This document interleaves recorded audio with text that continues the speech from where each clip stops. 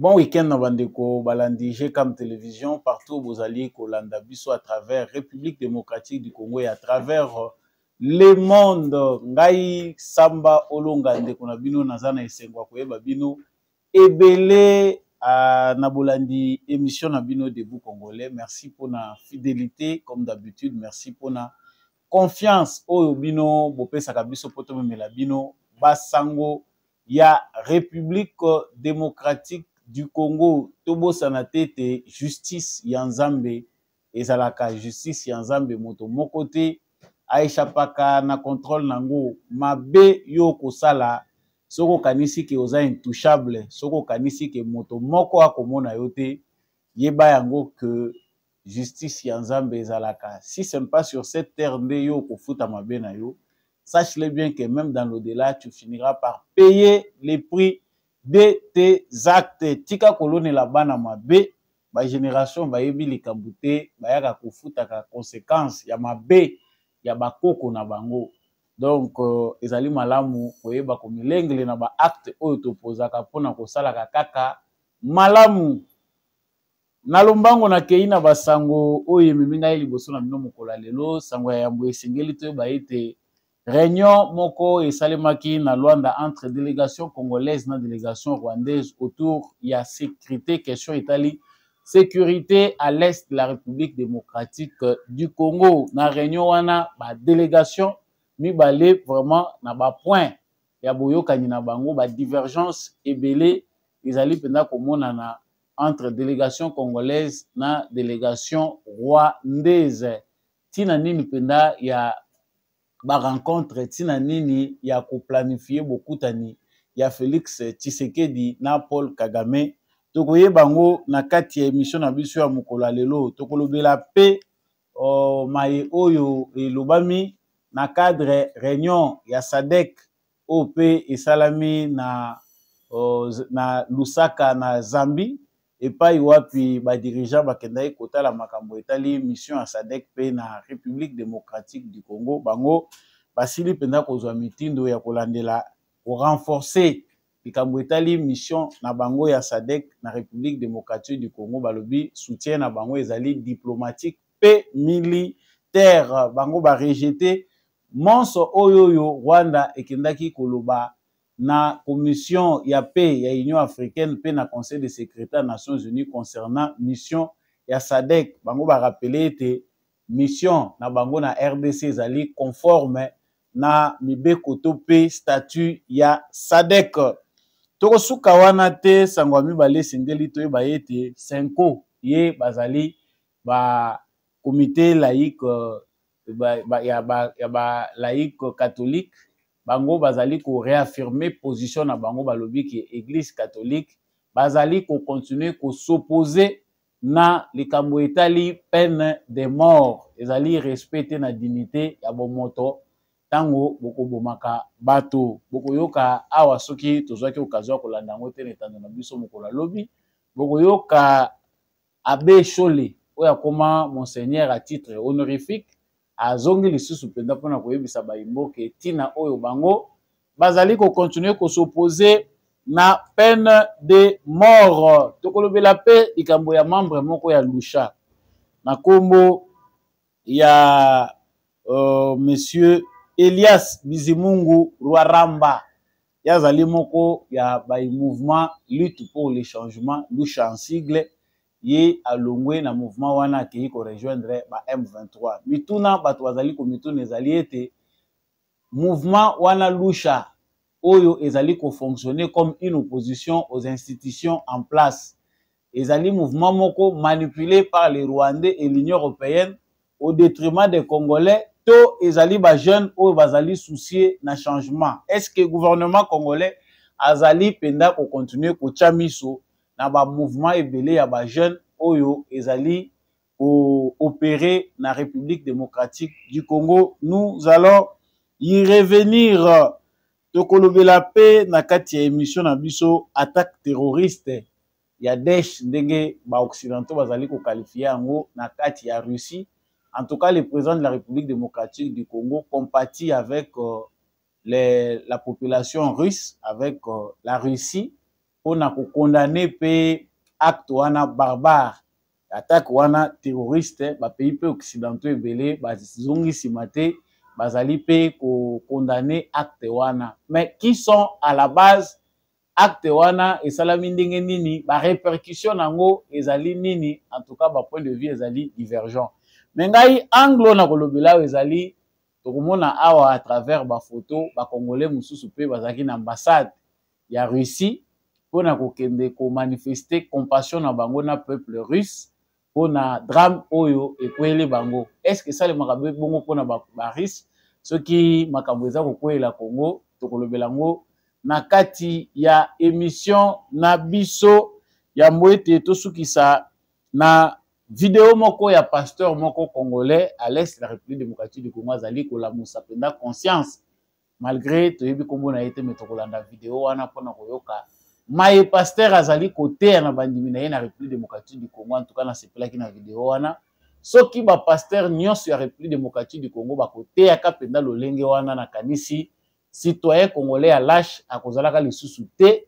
En tout cas ba église ba pasteur bolanda na suka émission oyo vidéo ya moninga na bino pasteur lolenge azali kote la mabeto malamu to kolobela ngo na kati ya émission na biso na pesi bino encore une fois de plus matondo mingi ndenge boponi chaîne ya ba éclairé GCAM télévision à travers émission et la musaka bino penda debout congolais na banzi bisika yo po ozali déjà debout soki ozana no abonné te na chaîne oyo pour comme membre permanent ya émission na biso esengeli o s'abonner o liker o partager o bossa na pété kotika commentaire soko ozali na makoki ya kosala yango tika commentaire depuis wapi yo landaka émission debout congolais depuis wapi ozali ko apprécier ba analyse na biso to pe ozali wazalendo to FARDC na motema depuis wapi. Voilà, nazongi na kati émission pendant que yo za déjà ko continuer ko partager na voisin pour ya kaka na retard. Actualité liboso ndenge na silaki kolobango ezali ba discussion oyo esalmaki na Luanda. Oyo ba conclusion nango tosili kozwa yango. Toyebi malamu que le peuple congolais dans l'ensemble n'est plus favorable, n'a jamais été encore favorable na ba discussion moko quelconque entre République démocratique du Congo, gouvernement et République démocratique du Congo, na gouvernement rwandais. Mais sur base de l'insistance de la communauté internationale, de la pression que nous subissons, nous, République démocratique du Congo, de la part de ces pays-là, membres de la communauté internationale, le gouvernement congolais a fini par capituler, accepter qu'il y ait un échange pour essayer de trouver un moyen pour trouver des solutions à l'amiable. C'est-à-dire tout le kimia à travers un dialogue. En tout cas, bato bayebi malamu kezamba liboso te baloba likambo ya lisolo.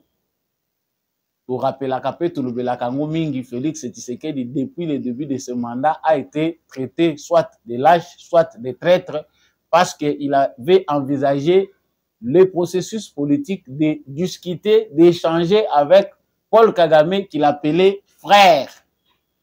La conclusion a donné raison, peut-être de manière qui n'est pas bonne, à ceux qui pensent que Félix Tshisekedi a trahi, à ceux qui pensent que Félix Tshisekedi n'avait pas raison d'appeler Paul Kagame son frère, d'aller échanger avec lui, essayer de trouver des solutions qui peuvent ramener la paix à l'est de la République démocratique du Congo et pour toute la région des Grands Lacs.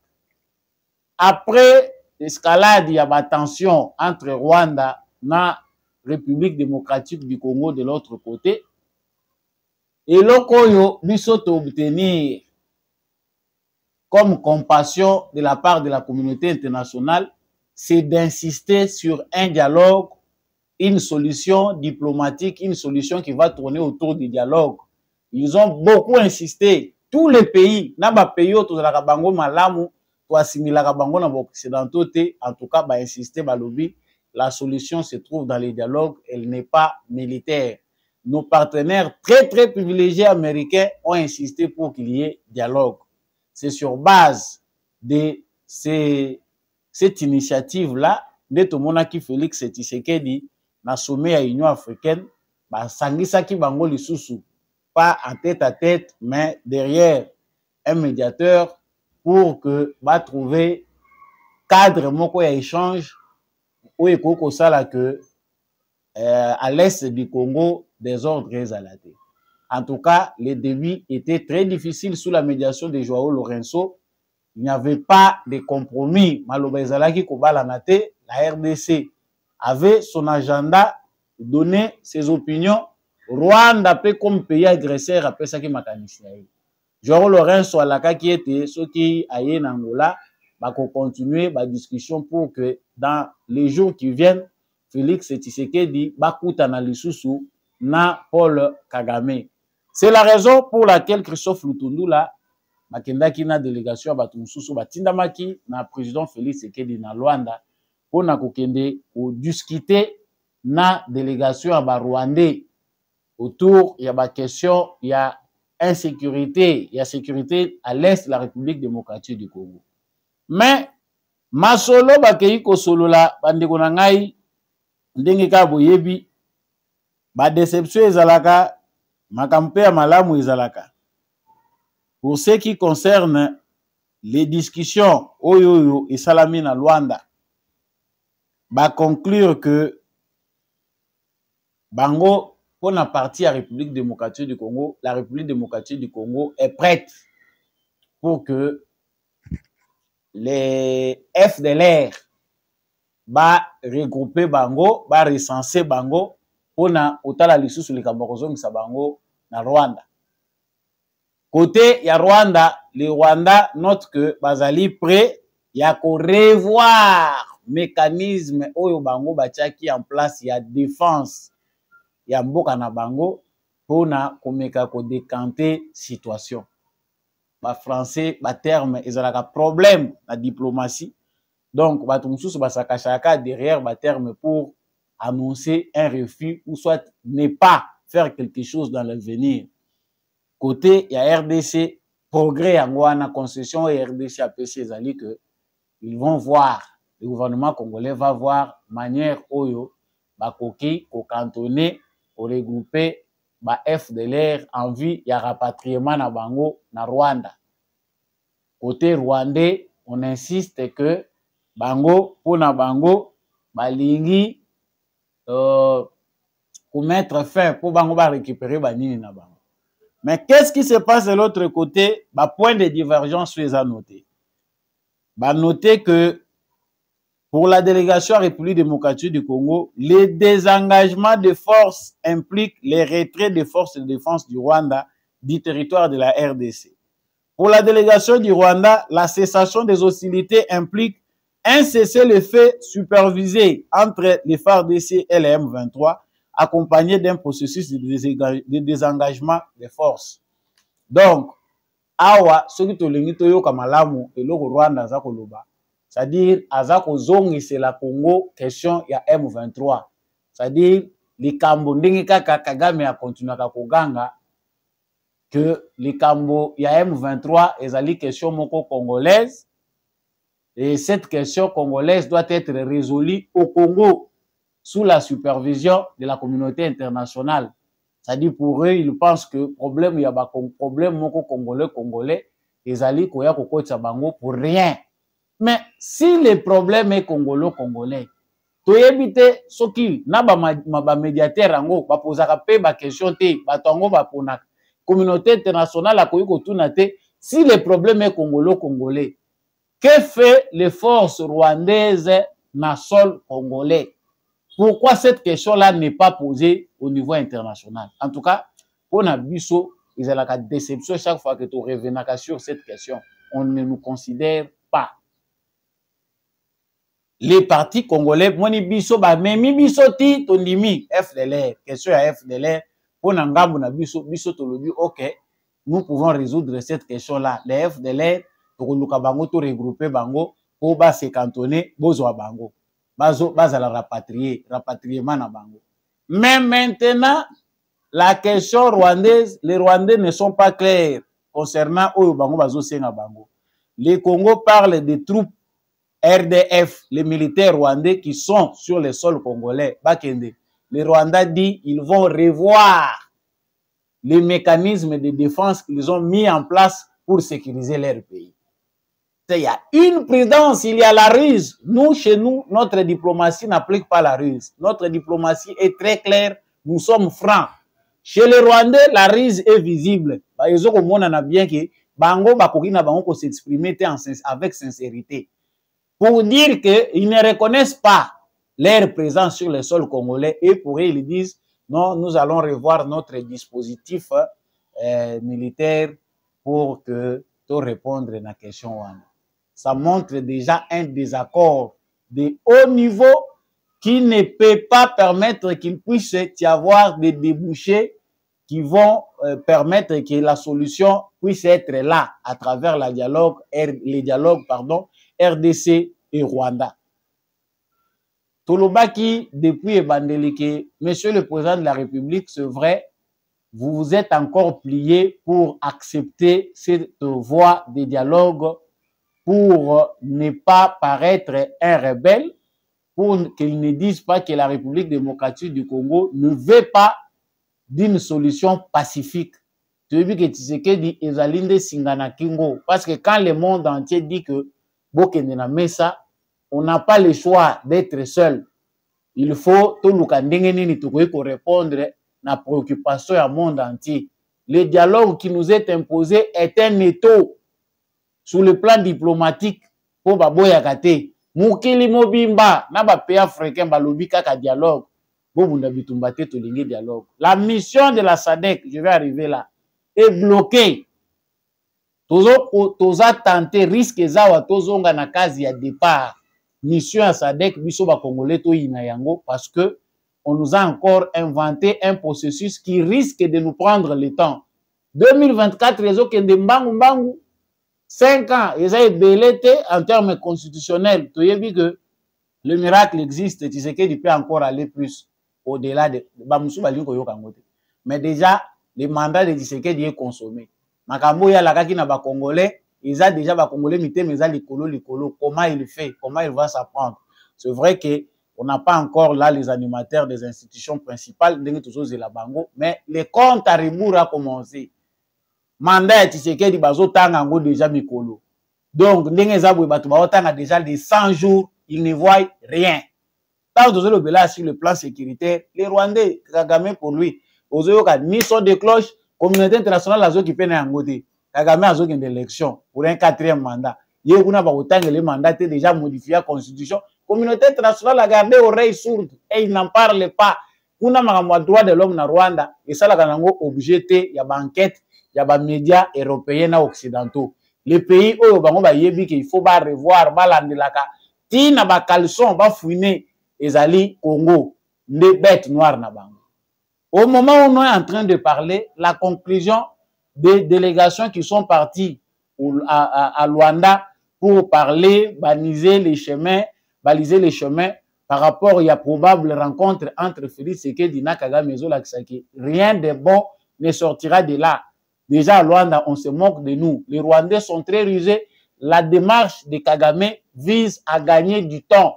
Tout le bien que Kagame dans cette affaire, ce qu'il va faire de nous, c'est nous faire passer le temps. Et les Occidentaux, eux, ils sont gagnants. Mais à un moment donné, continuer les Occidentaux gagnent. Parce qu'aussi longtemps que des pans entiers, des localités sont entre les mains de l'armée rwandaise et l'armée ougandaise et qu'ils exploitent. Par exemple, au foot Sampa, les multinationales qui sont derrière Kagame soufflent. Pour eux, ils ne perdent rien. Mieux vaut qu'on tourne autour du pot sous prétexte qu'il y a un nez gordien, alors qu'il n'y a même pas un nez gordien. Ils ont affaire moko planifiée, classée. Et l'exploitation. Le gouvernement de la République démocratique du Congo doit commencer à repenser notre diplomatie. À ce stade, nous ne devons plus continuer à aller pour aller seulement tout kende balubakati dingishilu tout kende pour simple formalité tout kende kaka tokoloba boye. Non, quelque part on ne respecte pas bango bakomi ko comprendre que diplomatie à Congo eza ya ko pleurnicher, le fait aussi de beaucoup parler pour ne rien faire, en tout cas et comme peut ko bimisa biso ridicule en quelque sorte. Donc mieux vaut ne rien dire, s'organiser to vana na biso kimia ou le to kendaka ba sommet o to yebi que c'est le ridicule, bango bazo planifier na ndenge na bango, pas pour nous aider mais pour nous faire passer le temps. Donc, la conclusion par rapport à la réunion de Luanda sur la sécurité à l'Est de la République démocratique du Congo, c'est une conclusion qui nous montre que l'avenir du dialogue qu'on attend d'un tête-à-tête probable entre Félix Tshisekedi et Paul Kagame est incertaine, cette conclusion-là. On ne peut pas vraiment s'attendre à quelque chose de bon. Tshisekedi na Kagame, Mbunzu na Mbunzu, rien de bon ne sortira de là. C'est une aventure à l'occidental qui ne débouchera à rien. Congolais au moins, déjà au départ, gouvernement Congo, Azako Sala Marambazo Sala na bénédiction à Congolais. Mais nous insistons sur ces points. Si on veut obtenir quelque chose, les Congolais savent ce qu'ils doivent faire. La mobilisation ne doit pas baisser. En tout cas, moi je pense qu'il faut aller plus loin. Tubanga Peter Kazadite na yebite ceux qui confiance wana ya renommé le sous-ministre intérieur, ils allaient toujours na kati ya Félix Tshisekedi. Mais le peuple congolais doit continuer à bouger pour obtenir gain de cause. Là, nous avançons. Il s'est passé encore un autre sommet de la SADC na Lusaka na Zambie. Donc ndenge bozali komona ngo na ba photo. Sommet ya SADC oyo est passé kuna ba KIP sur base ya ko évaluer Félix Tshisekedi a voyagé aujourd'hui matin sommet pe salami kaka lelo kuna ba sololi makambo etali République démocratique du Congo mission ya SADC na à l'est de la République démocratique du Congo. Premièrement, bango balobi que bazali wana pona ko apporter soutien diplomatique et militaire na République démocratique du Congo par rapport à la situation où les alliés se déroulaient à l'est. Wana bango balobi. Deuxièmement, et le mot important au biso tozali ko retenir les alliés que le sommet a désapprouvé le contenu de la correspondance adressée par le Rwanda aux Nations Unies et à la Commission de l'Union africaine concernant l'appui à apporter à la SAMI DRC. Le sommet a réaffirmé que le déploiement de la SAMI DRC vise à restaurer la paix et la sécurité en République démocratique du Congo et que ce déploiement est aligné sur les traités de la SADC, les protocoles de la SADC sur la coopération en matière de politique, défense et sécurité et les pactes de défense mutuelle de la SADC. Donc, Otewana, diplomatie à Rwanda et Simbité. Nous avons rappelé que Rwanda a comme l'Union africaine Mukanda, commission ya Union africaine Mukanda, pour na makambo etali pe, pour na nini, bino Union africaine besoin apporter soutien à SADC. Vous évitez que tant besoin que nous apporter soutien à SADC, la mission besoin que nous na RDC zali sanguinaire, c'est pour aller tuer, massacrer des populations minoritaires, des populations toutes à l'est du Congo. Balongwe pe wana mukanda na bango bakumeli yango pe lisusu Nations Unies balobi que la mission de la SADC vise à soutenir l'armée congolaise dans sa mission d'épuration ethnique. Il y a un génocide qui s'est commis au Congo, c'est-à-dire armée à Congo, musala we ezoko sala pour Kagame, on veut effacer ethnie moko boye l'existence nango à l'est de la République démocratique du Congo. Bande konanga ezo sala passe parce que ko creuser dossier oyo et puis ça a biso peine. Dans cette aventure, les Congolais sont responsables pour quelque chose. Sous notre barbe, et il ne faut pas penser que Tshisekedi a une recette miracle pour te trouver solution.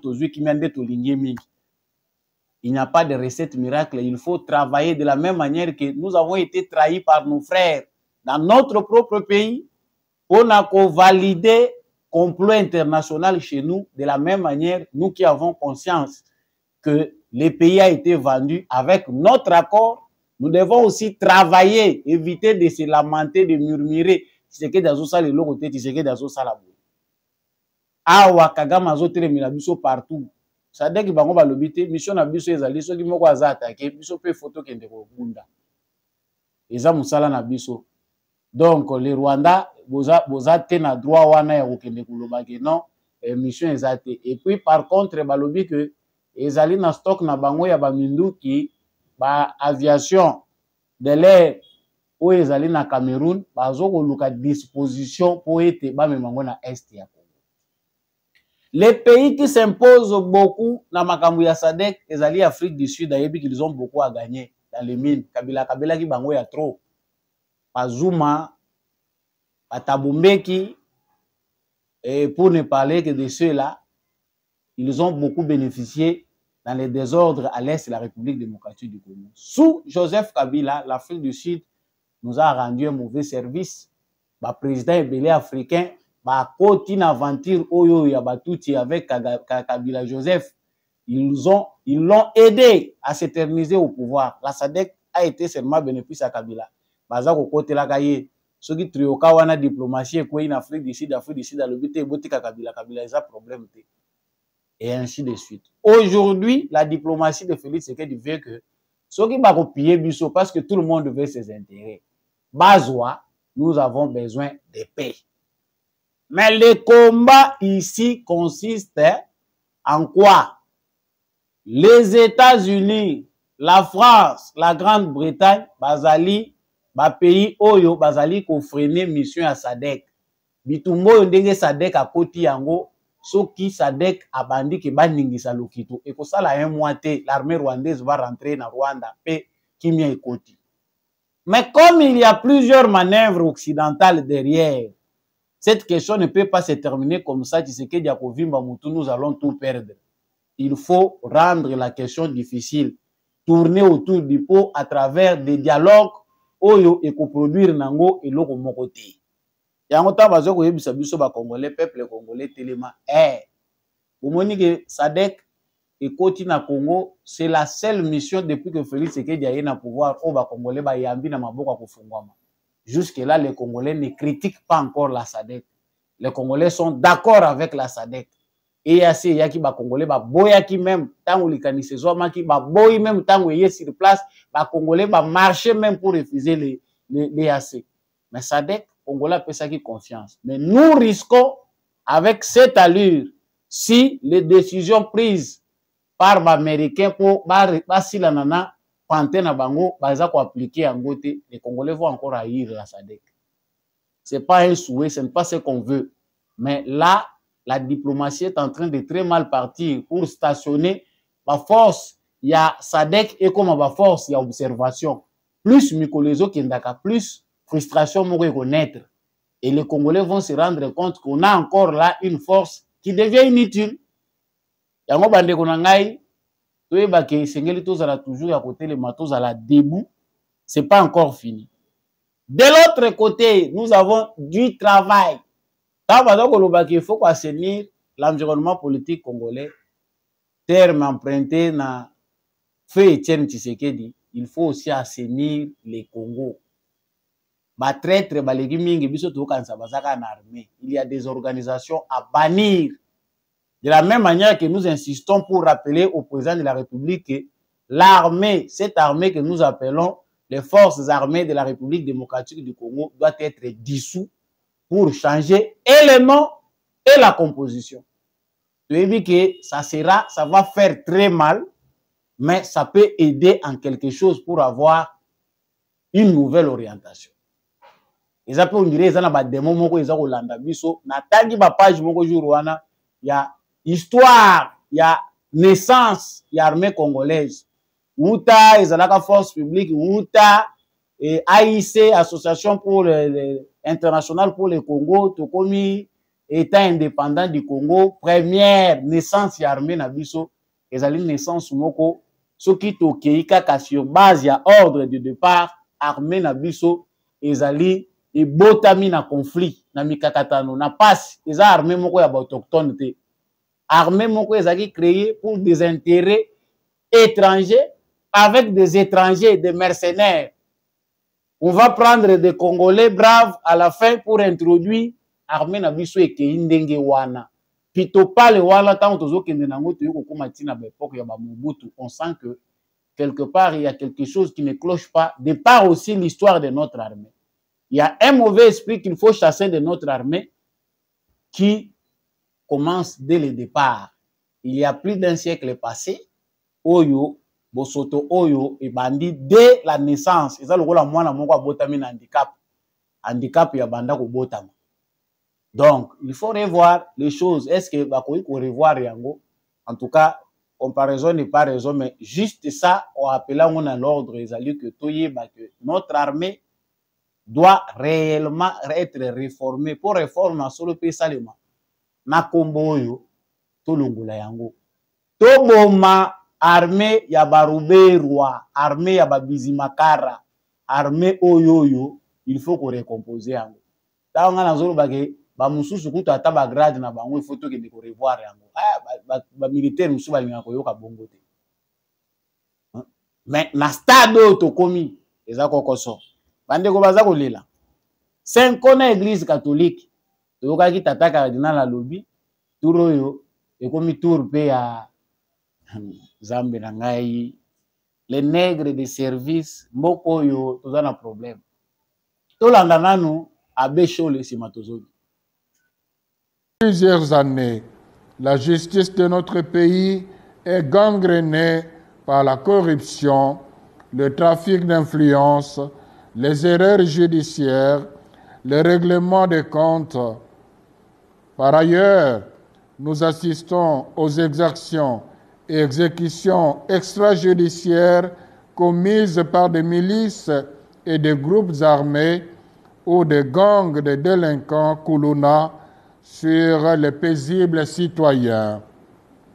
Aussi, voyons-nous des actes meurtriers décidés de façon arbitraire par la justice populaire.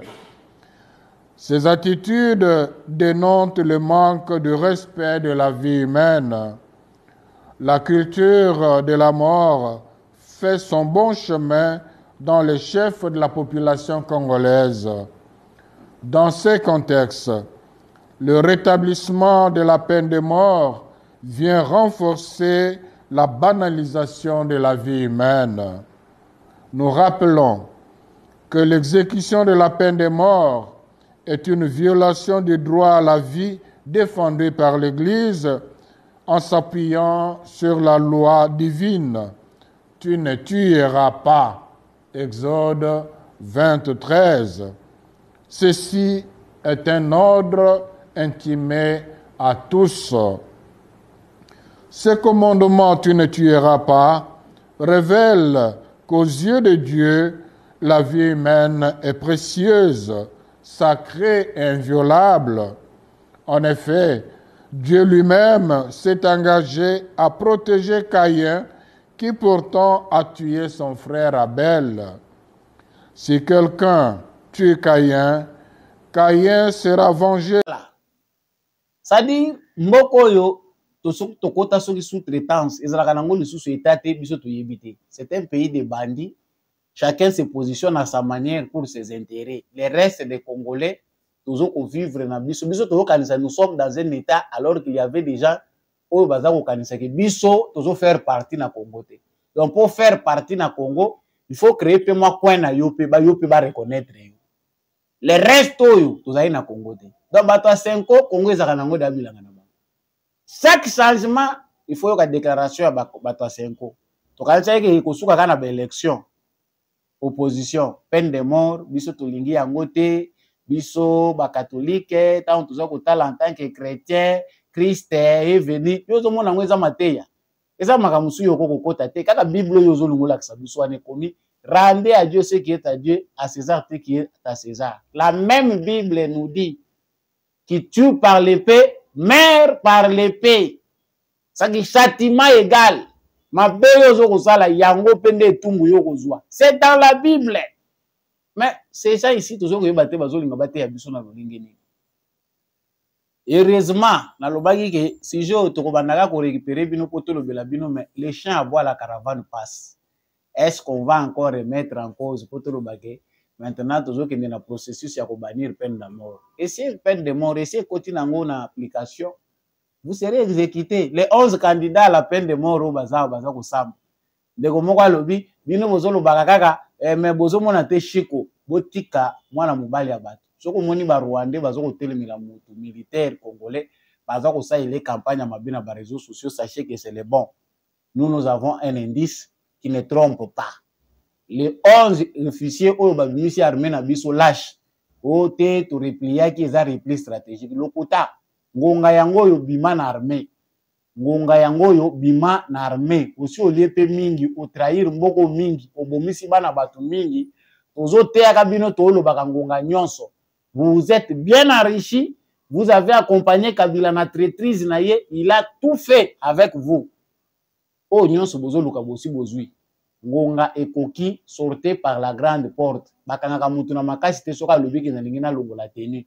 Longola tenue avec honneur obimi na yo. Que toyoka o nous ressortissants des condamnons l'exécution méchante barbare tozo baterme ko bimebela. Fazo tosi tokoti tokoida na poule de mort. Église catholique a kosala ne ba déclaration et kozala ya pamba. Les sorts réservés pour les traîtres. Na ba pays mususu toyebi kutu te. Biso wa démocratie ya Félix Tshisekedi na mutema zanango ezo permettre te que yo trahir mboka balandi yo pe ba achever yo na hôtel moko boye place oza ko batama na Zambie.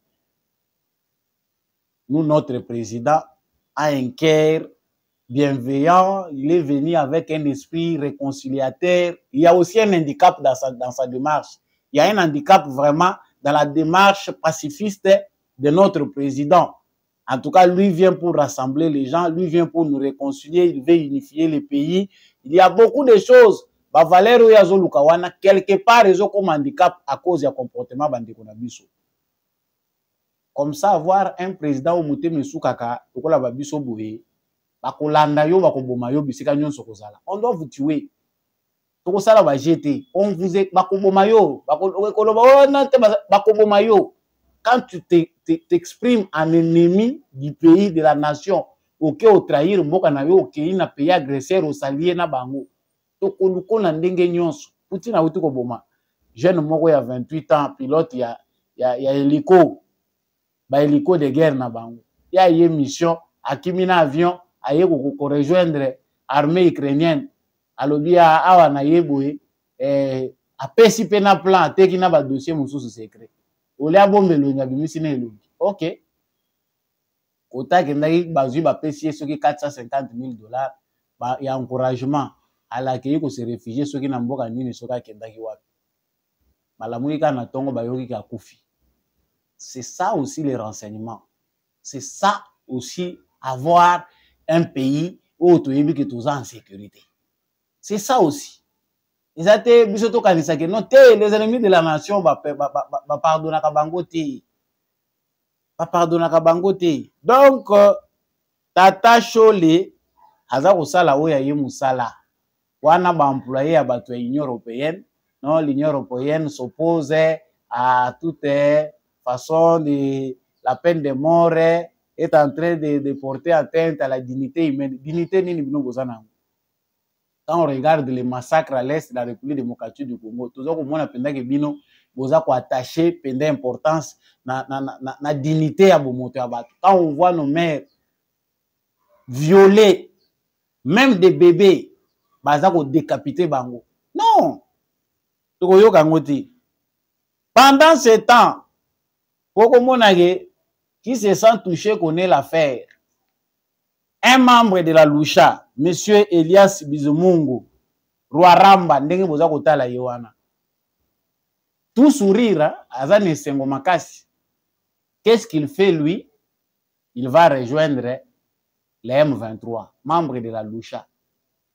Matumo qui était ici arrêté tant baza ko interroger ye makambo. Lui, il fonctionne. Le Lucha lutte pour les changements.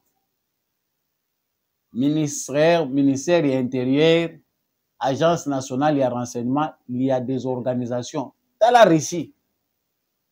Bah, homosexuel, logiquement, ceux qui ont dit vision et occidentaux, ce ne sont pas des terroristes. Baza bato, baza ko exprimer, oyo bango bazali, to ko empêcher bango de liberté na bango. Russie a le but désormais, bah, homosexuel, union so, bazali considérés comme ba terroristes pe ba ko pourchasser bango wana ezali ni combat s'opposer contre les occidentaux ayebi que eza combat pe ya ba valeur les occidentaux veulent envahir ces pays là pour imposer leurs règles bosenzi o bango basi balati bakomisa yango normal il faut ekoma norme mpona mokili mobile mais biso awa nous avons des petites organisations des gens qui font des déclarations tomoni badéputé moko basalaki déclaration balobi tozosenga na gouvernement akende konégocier na M23 asala a organiser dialogue des députés hein, provinciaux à partir de Goma balobi tozosenga gouvernement bazaka 17 parmi bango bamusu bauti kokanga bango ke bakolaboraka na M23 c'est quelque part la lâcheté de nos services de sécurité. Nos services de sécurité ne fonctionnent pas normalement. Monsieur le président de la République, le service de sécurité Nabiso et la Mouka, le service de renseignement Nabiso et la Mouka. Il y a plusieurs organisations criminelles au Congo qui risquent de faire mal. La Lucha n'est pas un mouvement citoyen, c'est une organisation criminelle. Ces jeunes-là, pour la plupart, ils ont des relations avec les Rwandais. Mbongo bazo kozwa izaka ya Union européenne te bazo zwa pe même mbongo ezako wuta na Rwanda. Est-ce qu'on a le temps d'enquêter, voir comment les jeunes là reçoivent l'argent? Bambongo bazwaka, ils ont kobuté la kawapi. Mais terrorisme tozo lutter contre yango yango anat. Siko babandi komona na déjà. C'est soit un mouvement de un militant de la Lucha qui quitte la Lucha pour rejoindre ensemble de Moïse Katumbi. Soit un mouvement un militant ya Lucha qui quitte la Lucha pour rejoindre le M23. C'est égal. Ezali bango nyonso bazali ensemble. Bazali bango nyonso na vision moko. Donc la République que nous voulons, bango balingi yango na manière na bango. Ils ont déjà fait allégeance à Deshite mais allégeance à Kagame. Nous aurons compris tant que ba service secret na biso et qu'on continue olandaka ka démocratie toza ko lukana to komi prêter ya ko se comporter na lolengo obiso to lingi que démocratie eza. Et pour cela, il faut comprendre que musala esengeli salema. Tozali ko continuer pour aller vers la fin. Il y a eu une attaque terroriste na Russie mokolo ya lobi na Krasnogorsk. Kombo eza pasi awa soko ke weyokola ki russe soki munoko nini balobaka kuna eza penda plutôt pale mais tokoya kaka malembe Krasnogorsk wana nde esika wapi près de Moscou eza esika oyo attenté salemaki donc na kati ya salle moko ya ba concert en plein concert ba terroriste bakoti kuna basali ba crime. Selon bilan officiel, on parle de 93, 96 morts. Awa toza koloba wa 4 terroristes baza déjà na maboko ya Barus, ba service à sécurité na bango. Les occidentaux, pour eux, ils pensent que c'est Daesh. La Russie pense que les alliés ba ukrainiens nde mutu bazali à la base parce que batwana bakangi bazali kokende vers l'Ukraine pour bakende kokimela kuna. Pour les occidentaux, ils disent non. En tout cas, ils ont un mouvement wana ya islamiste nde mutu baza kosala biloko wana. Mais quand on analyse les faits, ngana lobaka wa tozo banga lisute to sito ndima na biso. Natali makambo tozo kubenga ADF nanu les ADF na Ituri na lobaka nazo continuer à insister que les Américains sont pour quelque chose. Ils connaissent tous les responsables ya ba mouvement wana. Ba commando américain ba yaki ba kititi na bazamba wana bisika oyo ba ADF ba operaka ba yena ba matériel na ba. Qu'est-ce qu'ils sont venus faire? Biso lokola tolandilaka na biso te na fond to yeba bato ba yeko luka nini to recueillir ba information na yebite so ba service à sécurité na biso balande. Ce qui s'est passé en Russie ezali occidental, eza terrorisme te. Oh, Daesh. Non, Daesh wana eza mouvement na bango. Daesh na Al-Qaïda ezali biloko inventé par les occidentaux, principalement les Américains.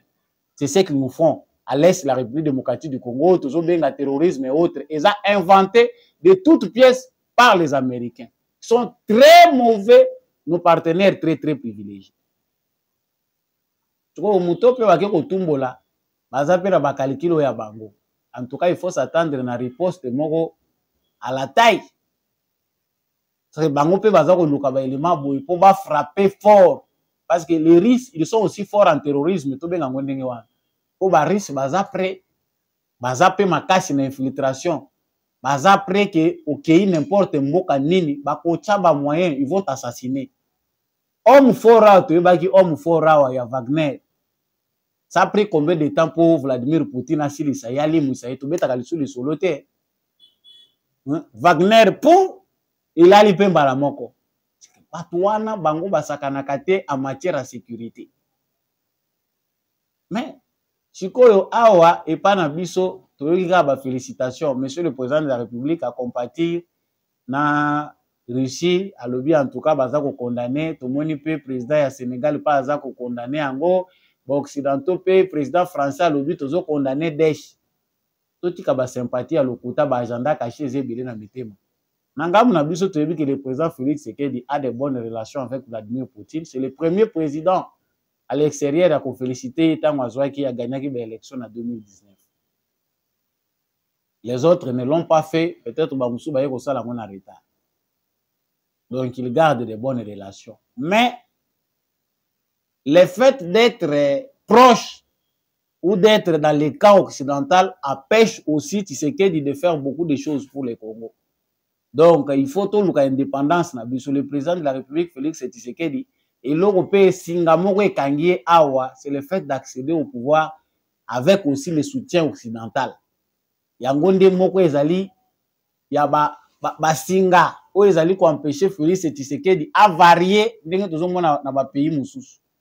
Talikaka, Batuango, Tokoya ko créer guerre mondiale à na Congo, au bandi kotala makambo na sima. Mais bande kona biso ba congolais batikali simate ba kei na ba fleur ba kei ko manifester compassion na bango pona ba victime oyoyo ya Ukraine. Donc dès bozo mona photo na bango, la photo que vous voyez, ce sont des Congolais à l'ambassade russe en République démocratique du Congo, ils sont allés partager la peine ba kei ko manifester compassion na bango pona ba mort. Oyo bakufi kuna bande konanga bosali bien bozola kisa Russie ke biso ba congolais toza proche to linged na bango mais est bosi bosala ngo pe mingi plusieurs fois pour nos frères so bosala ngo eza malamu so bosala ngo te ça c'est penser que la Russie prend la place de Dieu. En tout cas biso tozala équilibré. Aujourd'hui avoir un partenariat avec les Russes c'est gagner beaucoup de choses mais on ne peut pas quitter sous un jour pour aller vers un autre jour. C'est-à-dire, peu importe, si nous ne savons pas nous organiser, non.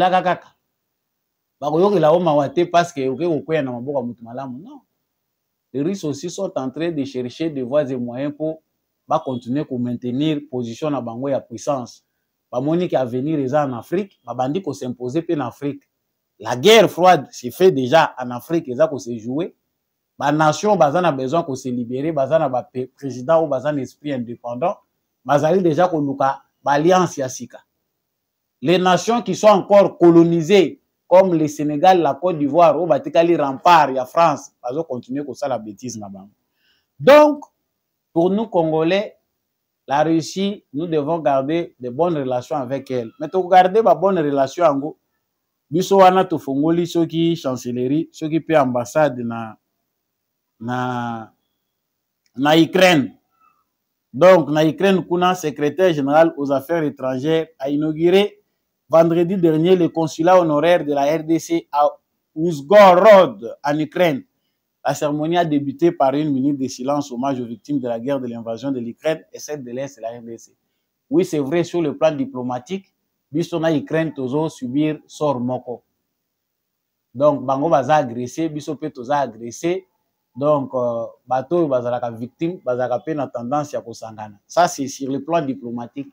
Mais tant tozo tala na ba fait, les armes qu'on donne à l'Ukraine. Mususu ezali ko se retrouver na ba M23, ezo yaka ndenge nini. C'est que même Ukraine wana azali ko soutenir Rwanda de l'autre côté. Si la RDC fait une bonne diplomatie, tant mieux. Mais nous, pour nous, nous pensons que l'Ukraine, qui est très occidentale, avec un président ukrainien qui est le pion, la marionnette des Occidentaux, cette guerre-là peut s'arrêter entre l'Ukraine et la Russie. Si seulement l'Occident, ambition diabolique, il n'y aura pas de guerre. Vous l'aurez compris, les analyses abondent dans tous les sens. Nous allons encore y revenir.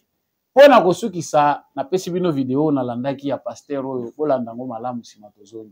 Watengeneza hii vitu wanaita mamisili. Qu'on le veuille ou pas, le monde du temps de la fin, on doit fabriquer les armes. Mutake musipotake, hii dunia ya mwisho ne tunaishi inabidi tukue natengeneza masilaha. Il y a la Bible à droite, uko na Biblia uko kuume, à gauche Kalashnikov, na kushoto uko na Kalashnikov.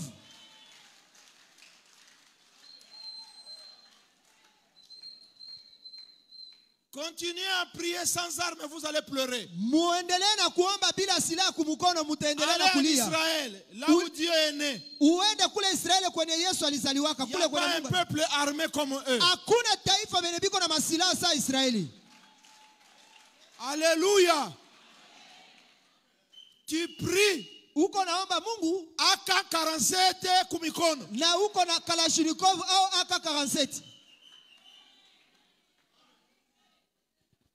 C'est écrit dans la Bible, tu veux le verset? Pourquoi on l'appelle pas l'Éternel des agronomies? L'Éternel de l'économie.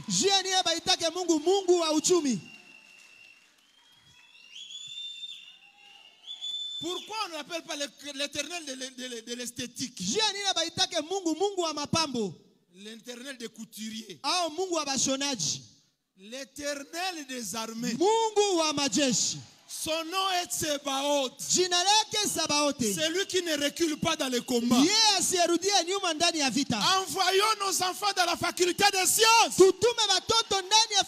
Qu'ils fabriquent des drones.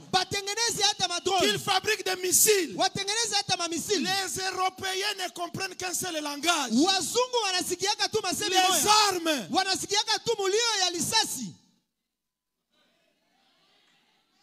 Quand les Asiatiques ont compris, allez chez King Jong.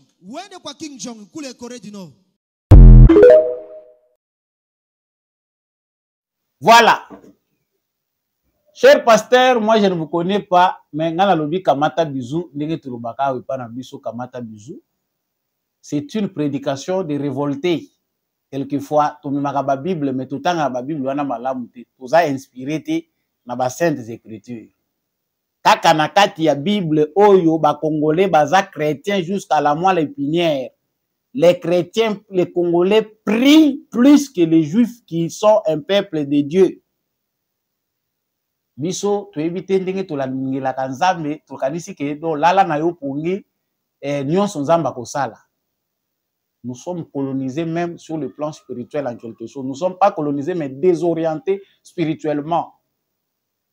Le pasteur le dit bien. Bible Mupanzi, Kalashnikov Mupanzi, Ndekonangai, il n'a pas tort, il a raison. La période que nous traversons, les derniers temps que nous traversons, nécessite aussi des mesures sur le plan physique et matériel. Donc on va ndater tokangi maboko tolobi lokola toza ba chrétien tozo zela kaka koya ya Yesu. Pourquoi risquer pour que lui felo innocent? Non. Dieu fait sa part, faites aussi votre part. Dans cette même Bible-là, Dieu dit aux enfants d'Israël, mais bobunda, combattez, wana bandai kukende kubunda, bandai pe kukufa na front, bakepe babundi pe boy ba perdre bataille, allez sengeli lobi ba bandela, ba revoir pe parmi na bango eloko nyi esali ke to marché te. Mais nous, chez nous, les chrétiens de chez nous pensent que il faut seulement prier, prier, prier, jeûner, prier, prier pour le pays et ne pas travailler. Bino moko wana bozo ina na bino na bino, bino moko wana bolingi kozala na unité te, bino moko wana masumu kotika te boza makambo mabe mingi, et vous pensez que Dieu va faire tout à votre place. Chers Congolais, nous devons militariser notre pays. En tout cas, moi j'ai beaucoup apprécié ces pasteurs. Si tous nos pasteurs peuvent suivre cette philosophie, en tout cas, les citoyens congolais vont kozala sous lâcheté. Nous aurons une génération de citoyens congolais braves, prêts à toute éventualité. Aujourd'hui, nous sommes devenus amorphes parce que nos églises sont l'opium du peuple. L'église na biso et la biso pongi mingi. Et la kisi que soko zo simba Bible, makambo ya mboka etali yote. Yo kipe kaka ya yo, zwa visa ya poto, zwa visa. Bandeko na biso belé pe bazwi ba visa, ba passer, ba passer bango ba prophétie. Boza wana na poto bozo lukelaka muninga mundele mbongo. Tout ce que vous gagnez, vous êtes obligé aux lango mundele. Okomi ko bunda na même pour ça là quelque chose ya mukie na mboka na yo problème. Donc vous êtes des esclaves. Partout vous êtes éparpillés. Sauf que bino moko bozu conscience que nous devons nous unir pour to bunda pona mboka na biso. Vous allez rentrer chez vous un beau pays, paradis sur terre. Tala Israël, oyoyo, ils allaient peuple de Dieu mabele baza ko vendre. Richesse ni baza na tala Congo. Nous l'avons dit. Nana kansaki tozaki seul, mais il y a aussi des pasteurs qui réfléchissent comme nous. Je n'ai pas le temps de voir l'état d'âme du pasteur, ni son église, ni le fond de l'autre message qu'il a donné, mais ça, c'est important. Mieux vaut le faire. Ozako sambela, mundugi mupanzi. Et puis, tu as la distraite, ba distraite, bisoka ke, il y a guerre, totonga mbokate. Bazalaye kotonga mur ya Jérusalem. Pour ceux qui lisent la Bible, bazo tonga mur à Jérusalem, bamusu bazo tonga, bamusu bazo sécuriser, basimbi bambeli. Parce que bitumbeko koya. C'est comme ça qu'il faisait. Chez nous, on pense que non, il ne faut même pas construire. Il ne faut rien faire parce qu'on est en train de nous attaquer. Non! Soyons résilients. Il faut résilience, ces là. To continuer au Bunda Bitumba, mais to travailler puis en même temps toujours ça la reconstruction en Boka na biso. Et c'est le plus important. Naï n'a insisté dans un message à pasteur pour vous qui avez la Bible, pour vous qui avez le Coran et naïbité ba musu soki bo utiliser nini. Sachez-le bien que arme à la main, nous devons défendre notre pays. Ba musu tamba zolo ba ke mundu ke lobite ke biso nyonso to kokoma lokola na kiba ou soki to kokoma lokola na bamboka nini oyo na bana ya mike ba komi ko tambola nango e komi sans moralité. Non, l'armement c'est aussi la mentalité. Pour les Congolais, c'est mieux d'être unis, mobilisés, avec l'amour du pays. L'amour entre les Congolais, c'est plus que les armes sophistiquées. Émission Mukola Lelo et Siliwana, encore une fois de plus, na Pesibino, Matondo Mingi Ndenge, Bozalaki Ebele Kolanda, émission présentée par moi Namboka, Samba Olonga, Mukile Kozala, toujours balance. Merci Mingi, Nande Kombi à chaque Nasimaita. Il y a caméra pe na réalisation pour cette émission oyo. Et comme la bino, Natondi Botondi, n'apôtre Gérard Kabeya Tchovo, merci Mingi, na l'homme de la vérité des urnes, Jean-Louis Timbalanga, Papa Boniface Mpunga, monsieur le maire, merci à Papa Maurice Kikangala, Papa Michel Lumakaso depuis le sud-ouest de la France, Papa Kennedy Mukendi, Papa Freddy Ngwama, mon grand frère, mon vieux, Paulin Chika. Merci beaucoup à Maman Lisette Mumbendo, Maman Bill Bilonda, Papa Jeff depuis l'Autriche. Merci Mingi Nabaye Nyonso, Bolingaka, Samba Olonga Lokola, Papa Blanchard depuis l'Australie. Tous ceux qui nous suivent à partir de la Suisse, de Bukavu, Goma, et ça peut être que Bandeko Bazolanda Biso na Edmonton, na Canada, Bandeko Bazolanda Biso na Québec, na Atlanta, na Montréal, Bazolanda Biso pe na ba ville Nyonso aux États-Unis, Bazolanda Biso na Europe, na Asie. Bolandi biso Afrique mobimba Samba Olonga lingi bino mingi ndenge pe bino bolingi émission oyo bo continuer ko tombola ebendele ya ekolo bendele ekolo Congo présala toujours l'écolo. Abonnez-vous, likez, partagez l'émission. Si vous n'avez pas encore partagé, n'oubliez pas de nous laisser un commentaire depuis wapi ozali FARDC na motema pe wazalendo na motema de cœur avec mapinga na biso nyonso bozali na front totikala na bolingo pe na bomoko émission esili to monani prochainement.